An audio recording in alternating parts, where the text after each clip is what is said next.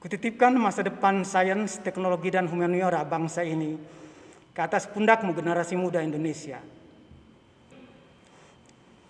Pagiku hilang sudah melayang, hari mudaku sudah pergi. Sekarang petang datang membayang, batang usiaku sudah tinggi. Aku lalai di hari pagi, betelengah di masa muda. Kini hidup meracun hati, miskin ilmu, miskin harta. Selamat pagi dan salam Nusantara. Orasi ini telah dibuka dengan mengutip dua stansa pertama puisi Carpe Diem Indonesia terkenal, Menyesal, oleh Ali Hasmi. Sebuah puisi wajib dalam buku teks bahasa Indonesia SMP tahun 1970-an yang harus dihafal. Para pujangga dan para filsuf jauh-jauh hari mengingatkan kita tentang bagaimanakah masa depan kita nanti, baik sebagai pribadi maupun sebagai sebuah bangsa, kalau kita tidak cukup mempersiapkan diri dengan ilmu. Dalam sastra Inggris, banyak puisi Carpe Diem.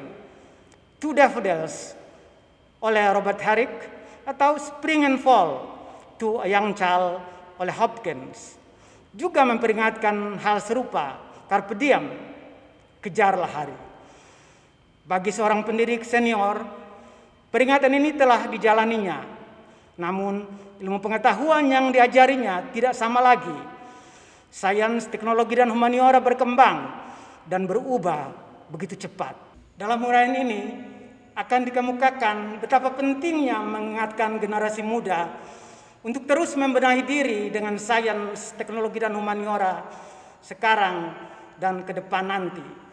Secara spesifik akan dikemukakan peran sains, teknologi, dan humaniora serta peran generasi muda, harapan bangsa untuk menaruh tanggung jawab ini ke atas pundaknya.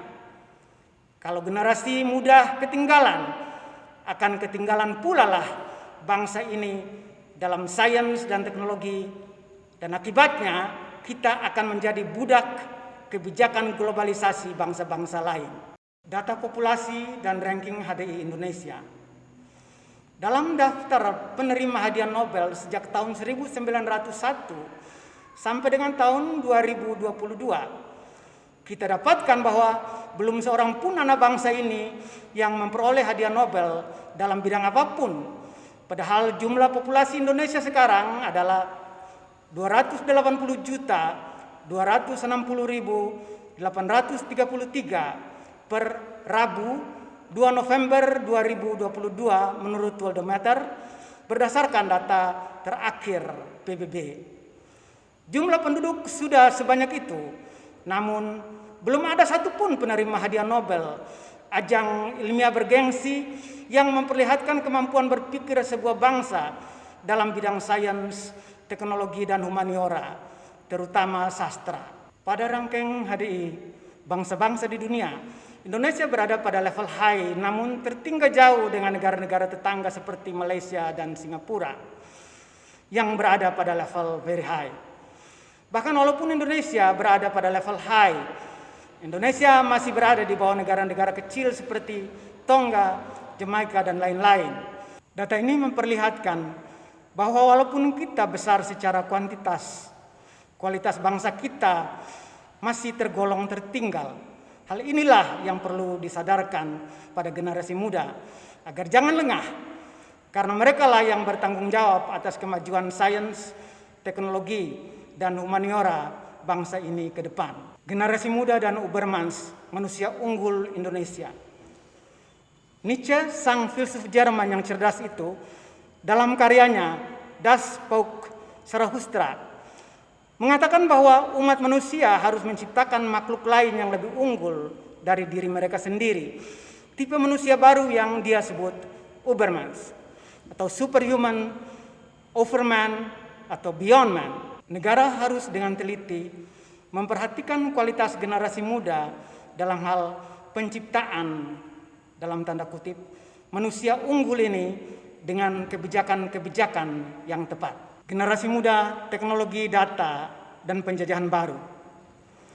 Dua aspek yang memperlihatkan sebuah negara menjadi negara maju adalah negara itu sudah berada pada level high industrial dan HDI yang very high. Bangsa kita masih harus bekerja keras untuk mengejar ketertinggalan dalam kedua hal ini. Kalau tidak, algoritma dalam berbagai aspek kehidupan akan didominasi perumusannya oleh bangsa-bangsa lain. Kita otomatis terikat dengan apa yang diatur algoritma rumusan bangsa-bangsa lain itu. Generasi muda harus selalu diingatkan agar berusaha mendekati manusia berkualitas Ubermans, Alpha atau Homo Deus. Kalau tidak demikian, negara kita harus siap untuk dijajah kembali dalam hal sains, teknologi, dan humaniora oleh negara-negara maju dengan big data. Sekarang saja kita sudah didikte terang-terangan. Kita harus mengikuti apa yang didiktekan jaringan media sosial raksasa atau anak-anak buahnya dengan very big data. Karena kita belum sampai pada level pencipta teknologi, berada pada level pengguna, user, kita tidak banyak berbuat apa-apa. Lihat juga bagaimana kita hanya menjadi konsumen vaksin-vaksin yang diperdagangkan oleh negara-negara maju. Dalam bidang sastra, kita juga masih menjadi penikmat karya-karya sastra besar yang juga menyumbang dalam perubahan peradaban manusia yang dihasilkan oleh bangsa-bangsa lain. Salah satu contoh spesifik sains dengan teknologi yang sangat gencar dikembangkan adalah Cina. Chan Soria dalam Biological Weapons, The Focus of China's Military Research in the Last 20 Years, membeberkan proyek Cina untuk menguasai dunia melalui riset militer 20 tahun terakhir dalam senjata biologi dengan 5 proyek yang ambisius. Pertanyaan filsafat dan tanggung jawab generasi muda. Salah satu pertanyaan penting filsafat, mengapa orang harus menderita, haruslah dijawab oleh generasi muda Indonesia. Untuk menjawab pertanyaan filsafat semacam ini, generasi muda harus merenungi makna pertanyaan filsafat semacam ini. Dengan memahami maknanya, mereka akan terinspirasi untuk menjadi lebih kokoh dan kuat menghadapi tantangan sains, teknologi, dan humaniora yang semakin kompleks dan sepertinya tak terkejarkan ini. Kamus dalam tulisannya Resistance, Rebellion, and Death berucap tentang perenungan ini. Nothing is given to man, and the little they can conquer is paid for with unjust death. But man's greatness lies elsewhere. It lies in his decision to be stronger than his condition. And if this condition is unjust, he has only one way of overcoming it, which is to be just himself. Kutipan ini memang terdengar sangat eksistensialis, dan benarlah demikian. Generasi muda Indonesia harus memahami apa yang dikatakan kamus dan menerima tanggung jawab ini di atas pundaknya. Simpulan, dalam perkembangan sains, teknologi, dan humaniora yang begitu cepat perkembangan dan perubahannya, generasi muda Indonesia harus digalakkan agar mereka tidak ketinggalan dengan bangsa lain dan menaruh tanggung jawab itu di pundaknya. Rekomendasi: sejak SD sampai ke perguruan tinggi, peserta didik harus digalakkan untuk menekuni lebih dari 2 bidang ilmu secara serius.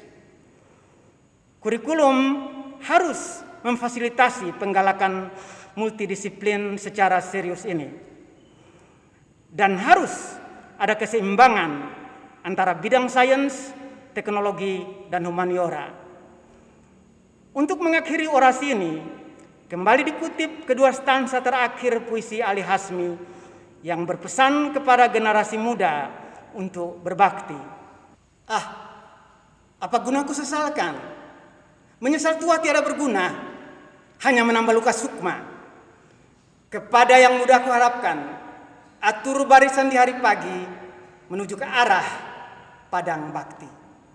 Terima kasih.